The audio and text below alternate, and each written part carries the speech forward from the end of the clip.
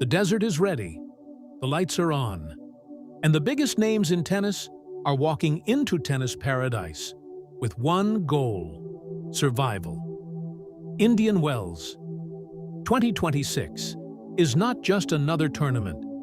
It's a battlefield where the top seeds must prove why they belong at the top. Let's start with the women's draw, because at the very top stands the world number 1, Aryna Sabalenka.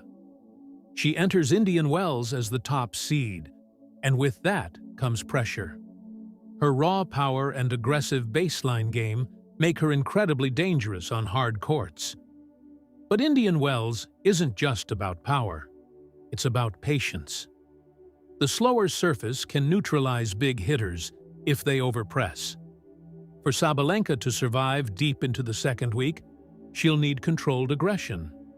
If she meets rivals like Świątek or Rybakina in the later rounds, mental stability will be just as important as her serve. Against Gauff, she'll need to target the forehand early. Against Rybakina, first serve percentage will decide everything. Sabalenka has the weapons, but can she manage the desert tension? Right behind her is the calm assassin, Iga Świątek. She thrives in slower conditions. The high-bouncing courts give her heavy topspin forehand extra bite.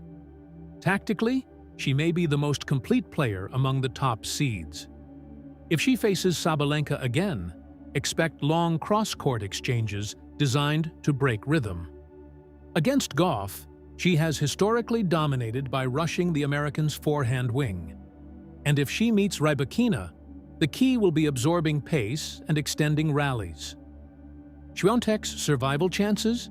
Extremely high, especially if she builds momentum early. Now, let's talk about the silent striker, Elena Rybakina. Her serve is arguably the cleanest weapon in the women's game. On fast, hard courts, she's almost untouchable. But Indian Wells slows things down slightly. That means she must construct points carefully. Against Sabalenka, it becomes a power duel.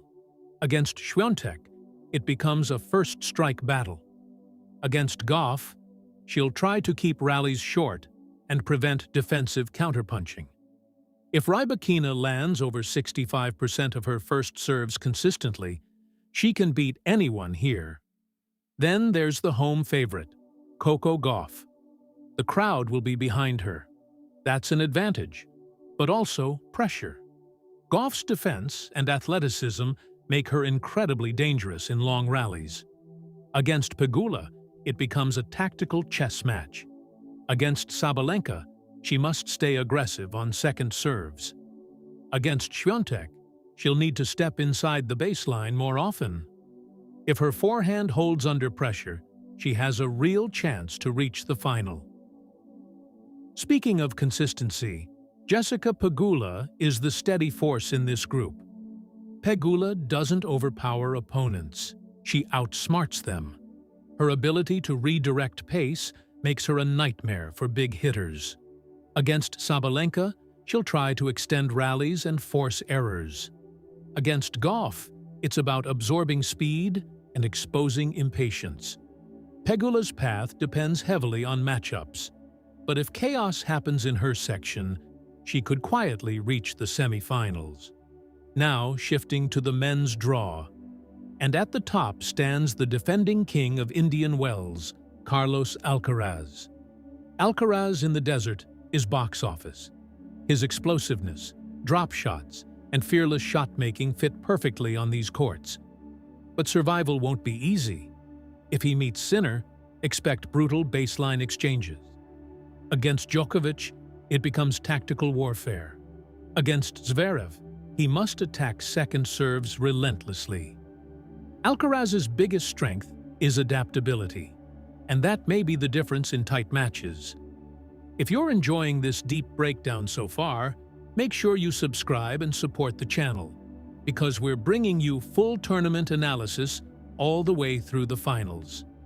Now let's talk about the ice-cold machine, Jannik Sinner. Sinner's ball striking is relentless. His backhand might be the cleanest in the men's game right now. Against Alcaraz, he must control tempo early. Against Djokovic, patience will be key. Against Zverev, he'll look to dominate baseline rallies and attack short balls.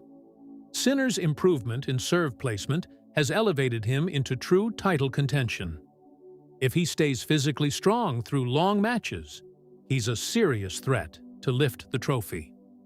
And then there's the legend, Novak Djokovic. You can never count him out. Even in 2026, Djokovic's return of serve and court coverage remain elite.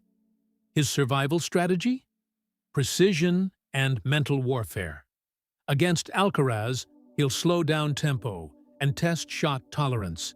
Against Sinner, he'll vary depth constantly. Against Zverev, he'll pressure the forehand in key moments. If Djokovic reaches the semifinals, experience alone could carry him to another final. Next up, Alexander Zverev. Zverev's serve and backhand combination is lethal when consistent.